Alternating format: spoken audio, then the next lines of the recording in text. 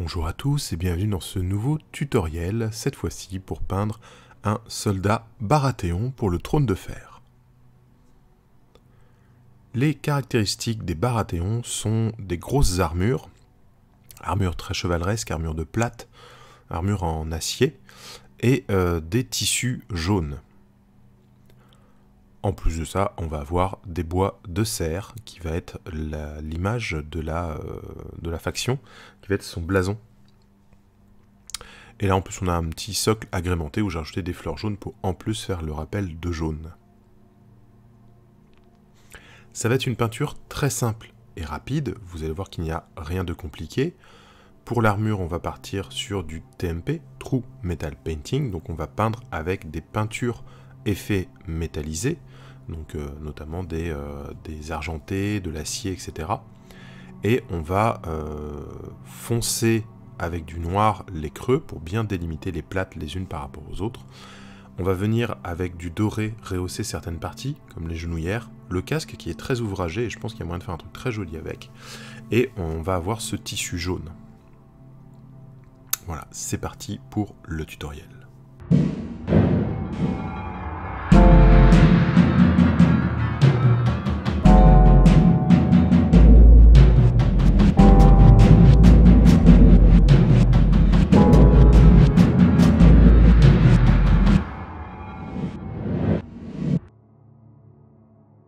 La figurine est sous-couchée en noir, tout simplement parce que la grande majorité de la pièce va être en métal, et c'est plus facile de travailler du métal sur du noir. Donc une fois sous-couché, on va commencer tout simplement par brosser l'acier. Donc là je vais utiliser le pinceau brosse type boule, et on va prendre du Leadbelcher de chez Citadel Color. C'est un métal assez dense, assez foncé, donc je vais le brosser comme ça sur toute la figurine. Ça va me permettre de délimiter les zones, donc d'avoir des creux qui vont rester sombres, mais d'avoir toutes les proéminences, toutes les parties de l'armure un peu en relief, bien délimitées, bien peintes en fait, avec cette couleur de métal assez foncée. C'est vraiment une première étape. Ensuite, je vais venir avec du Stormos Silver, et je vais faire un brossage beaucoup plus concentré cette fois-ci, pour vraiment faire ressortir les arêtes. Donc mon pinceau est plus essuyé que sur l'étape précédente, et je vais, vous voyez, j'ai une petite brosse qui est plus fine, je vais vraiment plus focaliser mes brossages pour faire ressortir les éléments importants, pour apporter un petit peu de brillance à mon métal, afin qu'il soit plus ouvragé, plus poli, plus propre. Maintenant, je vais venir avec du contraste Black Templar et un pinceau très fin. Je dilue légèrement mon contraste. Et en fait, je vais venir souligner les lignes entre les plaques d'armure. Donc voilà. Donc que ce soit sur les épaules, là, il y a plusieurs plates superposées au niveau des épaules et des bras. Je vais venir tracer une fine ligne noire entre chaque plate d'armure pour tout simplement augmenter la lisibilité de la pièce et vraiment séparer les plaques les unes des autres, qui rend l'élément plus... la figurine sera plus lisible et plus harmonieuse en fait, avec ces plaques bien séparées les unes des autres, sinon ça donne un rendu un petit peu brouillon à cause du brossage à sec. Maintenant je vais venir avec du contraste Yanden Yellow, et là en fait je vais passer sur tous les éléments que je veux avoir en or, en teintant mon métal qui est déjà un peu travaillé, qui a déjà des valeurs d'ombre et de lumière. Je vais les teinter simplement en jaune afin de leur donner un effet or. C'est pas très compliqué à faire, ça permet d'avoir un travail global sur toute la pièce et de gagner du temps en teintant uniquement des choses qu'on a déjà plus ou moins travaillées. Donc là on va faire les parties du casque qui sont très travaillées. On va faire les deux cercles qu'il a sur la poitrine, afin de donner un petit peu de variété dans la répartition des plaques. Et on va faire les deux genouillères qui me semblaient vraiment importantes dans la lisibilité de la figurine. Sur son marteau, on va aussi faire les pointes qui sont au bout, la pointe qui est au bout de la tête du marteau, et l'espèce d'agrément qui est au bout de la poignée. Je vais revenir désormais avec le Stormos Silver, et là on va rééclaircir plus proprement certaines zones, donc notamment ces énormes épaulières qu'il a de chaque côté, qui sont rondes et lisses. Je vais venir avec un petit peu de Stormos légèrement dilué, pour affiner le dessus et faire vraiment la brillance de la partie arrondie. Je vais venir aussi faire un léger brossage sur le casque une fois qu'il est sec, pour remettre en valeur toutes les arabesques, voilà, les refaire sortir par rapport à la gravure.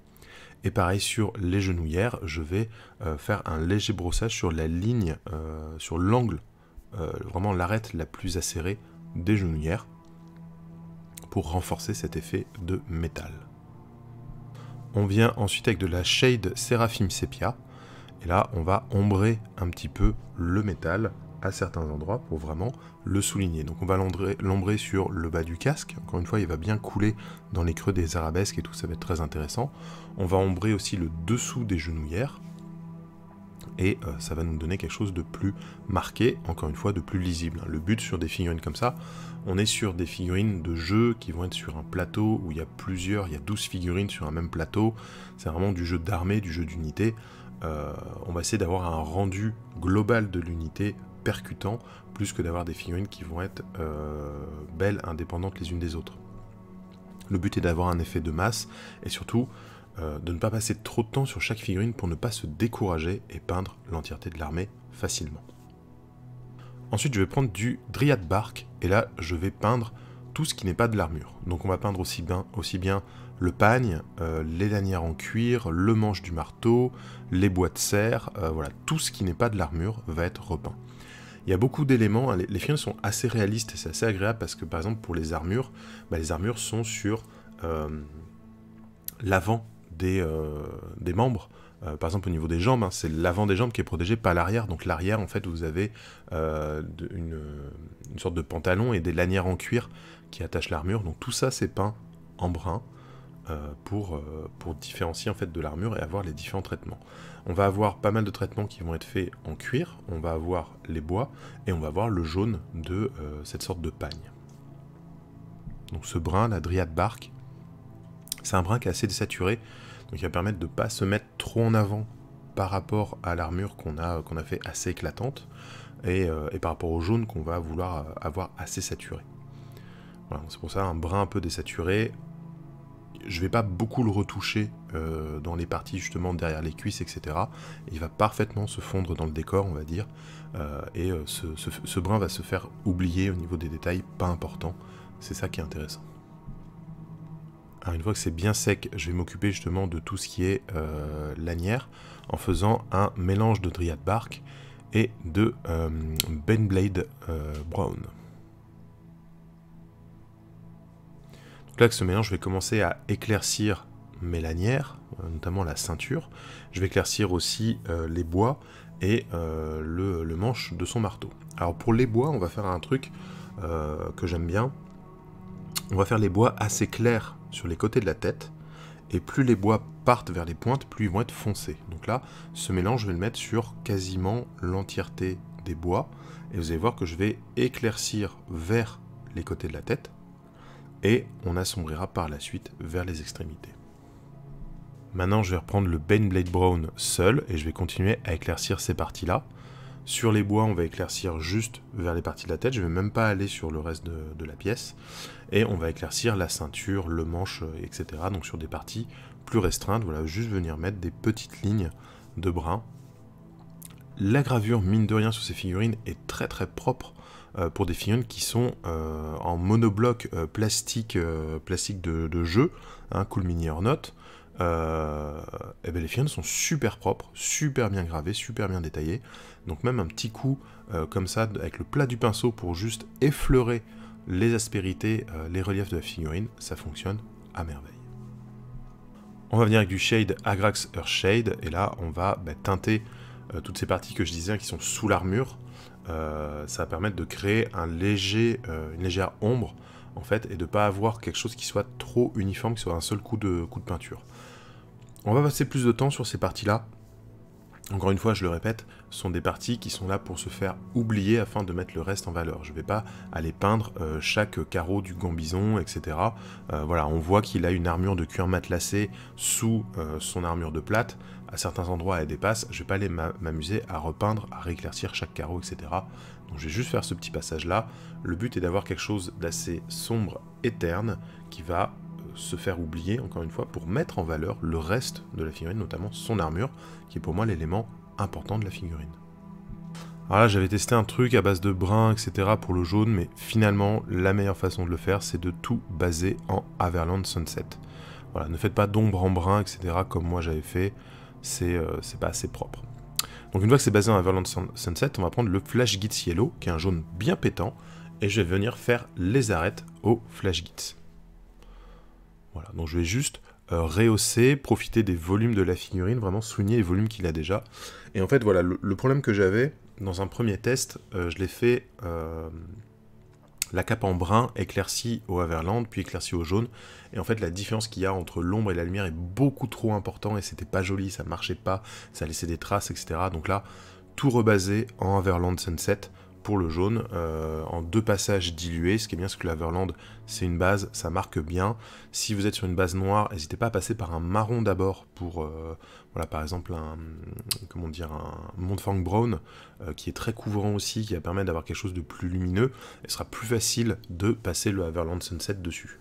Mais voilà, base Averland Sunset, et là, j'éclaircis au Flash Gitz Yellow. Et maintenant, je vais venir au Dorn Yellow pour faire les éclaircies les plus intenses sur les arêtes, sur les plis les plus prononcés, toujours en profitant de cette sculpture qui est quand même très bien faite. Donc je vais prendre le plat de mon pinceau et venir effleurer les reliefs comme ça, en le posant à 90 degrés de la figurine. Il y a certains endroits où je vais prendre la peinture plus diluée, notamment sur les volutes, là où le tissu fait des rouleaux, où là il faudra faire quelque chose de plus travaillé, d'un petit peu plus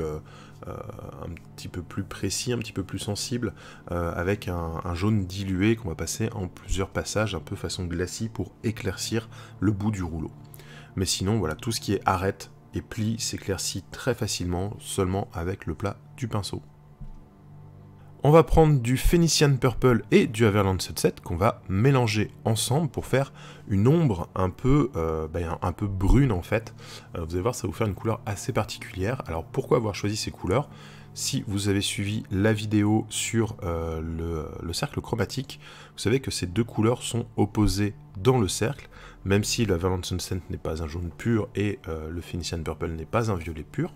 Ce sont deux couleurs qui sont complémentaires, donc en les mélangeant, je crée une ombre naturelle pour les deux. Et c'est une ombre qui va être désaturée, donc on va pouvoir comme ça venir par glacis, donc vraiment bien dilué, poser dans les creux les plus prononcés de la sculpture, afin de créer une ombre qui va vibrer avec mon jaune et avoir un truc en fait qui va être assez naturel sans être trop prononcé. Je vais revenir avec le Paint Blend Brown et je vais peindre le socle avec. Donc on a des socles qui sont prétexturés, alors c'est une texture qui est très légère, mais dans l'optique de gagner du temps, j'ai décidé sur cette figurine de peindre directement le socle, de ne pas aller chercher une texture, coller du gravier, du flocage ou quoi. Vraiment, juste peindre, profiter de la texture du socle. Donc là, je vais le peindre dans un brun assez clair pour venir par la suite mettre des contrastes et des lavis en jus de façon un petit peu aléatoire, vous allez voir, pour avoir cet effet un peu terre sur lequel je viendrai ensuite coller des touffes de flocage. Je vais prendre désormais du Fire Slayer Flèche. Pendant que le socle est en train de sécher, on va s'occuper des cornes. On va terminer ces cornes. Donc là, je vais rougir un petit peu le traitement des cornes.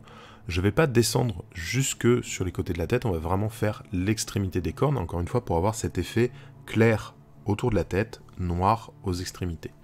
Donc là ça va être vraiment sur la moitié du bois lui-même. Voilà, je vais passer un coup de Fire Slayer pour harmoniser tout ça et pour donner un peu plus de chaleur, un peu plus sombre, hein, quelque chose un peu moins pâle que cette armure. Je viens ensuite avec du Black Templar et je vais faire pareil mais vraiment juste sur le bout des bois, voilà, petite tache noire au bout des bois. Et j'hésite pas avec un pinceau juste humide à revenir fondre entre le noir que je viens de poser et la couleur qui est en dessous, qui est sèche, hein, mais en refaisant avec un petit pinceau uniquement humide, avec uniquement de l'eau et pas de peinture dessus, je peux déplacer un petit peu les pigments de mon contraste pour faire un léger dégradé. On va faire le socle désormais avec du Creed Camo. Donc là c'est un vert désaturé que je vais passer comme ça sur le socle. Alors il y a des endroits où je mets une goutte très chargée, et puis après je reviens juste avec de l'eau pour l'étaler, pour la tirer dans tous les sens. On va jouer avec les nuances justement de chargé, eau, etc. Voilà, je veux pas la même densité de couleur sur l'entièreté du socle. Il faut pas que le socle soit trop uniforme. Je viens ensuite avec du Wildwood, et alors que c'est encore humide, hein, faut pas attendre que ça sèche pour faire ça, vraiment vous le faites dans la foulée, je viens poser quelques gouttes de Wildwood, pareil, certaines hyper chargées, d'autres diluées avec de l'eau, et je dépose un peu de façon aléatoire pour que le brun et le vert se mélangent, vont créer des zones, etc. Il y a des endroits où je serais venu avec mon eau, j'aurais tellement dilué qu'on va retrouver la couleur Ben Blend Brown en dessous du socle. Voilà, donc je charge un petit peu de façon différente, aléatoire, il faut que ce soit organique comme résultat, il ne faut pas que les couleurs soient homogènes, tout simplement. Donc je peux travailler dans le frais, faire des tâches, etc.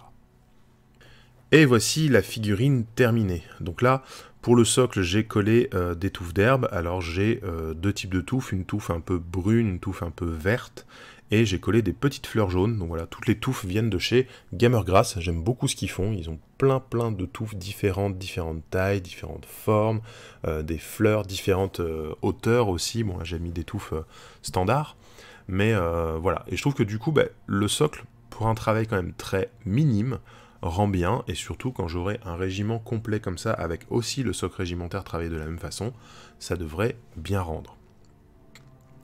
Voilà, j'espère que la figurine vous plaît. Moi j'avoue que j'ai galéré sur le jaune, donc je suis en train de me demander si je vais pas faire un deuxième tuto, un autre tuto pour peindre du Baratheon, de façon un peu différente sur l'armure, peut-être encore contraster plus l'armure, avoir une armure un peu plus sombre au final, mais avec des arêtes très chatoyantes, et travailler le jaune différemment. Donc si cette figurine de Baratheon vous plaît, dites-le moi dans les commentaires, et surtout si vous voulez un autre tuto Baratheon sur une autre façon de peindre cette figurine, dites-le moi dans les commentaires. S'il y a suffisamment de demandes, je vais faire cette deuxième figurine. J'ai déjà le schéma les techniques en tête pour la faire, donc on va réfléchir à ça. Ouais, le jaune c'est très galère, c'est une couleur à laquelle moi je ne suis pas habitué déjà, et c'est une couleur qui est très difficile en soi. Voilà, le Trône de Fer, c'est un vrai coup de cœur en ce moment, et j'espère que c'est un jeu auquel on va jouer. Enfin, voilà, moi j'adore le jeu, j'adore les figurines, je suis déjà en train de commencer une deuxième faction alors que j'ai pas fini la première, c'est n'importe quoi. Mais voilà, c'est un jeu que vraiment j'aime énormément, donc je pense qu'il y aura de plus en plus de tutos et de vidéos sur ce jeu sur la chaîne. Là, j'ai commencé avec les Baratheon parce que je suis en train de chercher mon schéma de couleur pour le deuxième starter que j'ai acheté. Il y a le tuto Greyjoy qui est en cours de tournage, donc qui va pas tarder à sortir, semaine prochaine ou semaine d'après, je sais pas encore. Donc voilà, va y avoir du tuto, et après je vais peut-être essayer de voir avec les copains pour leur peindre à chacun une figurine, et comme ça faire un tuto sur toutes les factions du jeu, ce serait intéressant je pense. N'hésitez pas à me le dire dans les commentaires si vous aussi le Trône de Fer c'est un jeu qui vous intéresse, et que vous avez envie de voir plus de contenu sur ce jeu. Voilà, j'ai envie d'en faire un peu plus, donc n'hésitez pas à me le dire si ça vous intéresse aussi. Comme d'habitude, si ça vous plaît, n'hésitez pas à mettre un petit pouce, à lâcher un petit commentaire, ça fait toujours plaisir et ça fait du bien à la chaîne, ça aide à ce qu'elle soit vue, et plus elle est vue, plus ça donne envie de faire d'autres vidéos. Vous pouvez continuer à me suivre, que ce soit sur Instagram, sur Facebook, hein, toujours le nom Grégoric, et vous abonner à la chaîne si ce n'est pas déjà fait, et activer la petite cloche pour être notifié de toutes les vidéos à venir. Et puis, si vous avez envie d'aider la chaîne, vous pouvez aussi passer par Tipeee. Voilà, ça permet des petits tips qui vont être mis de côté, voilà, des sous qui vont être mis de côté uniquement consacrés à la chaîne, que ce soit de l'achat de figurines, de pinceaux, de peintures, etc., de matériel de jeu, voilà, des différentes idées, voire même de matériel pour tourner. Là, le projet Tipeee du moment, c'est l'achat d'une nouvelle caméra pour les lives. On a fait un test il n'y a pas longtemps avec une super caméra pro, etc., et j'avoue que c'est kiffant. C'est vraiment plaisant de tourner avec ça, et je pense vous faire des lives de meilleure qualité grâce à ce type de matériel, mais ça a un coût, et on va essayer de le financer grâce au Tipeee. Voilà, si vous ne pouvez pas, vous ne voulez pas, ce n'est pas grave, n'utilisez pas Tipeee, il y a plein d'autres façons d'aider la chaîne, c'est de l'aider du mieux que vous pouvez, en commentant, en mettant des pouces, en partageant les vidéos, en parlant autour de vous. J'espère que ce tuto vous aura été utile, et je suis sûr que s'il n'est pas utile à vous, il sera utile à vos adversaires qui jouent Baratheon, les vilains.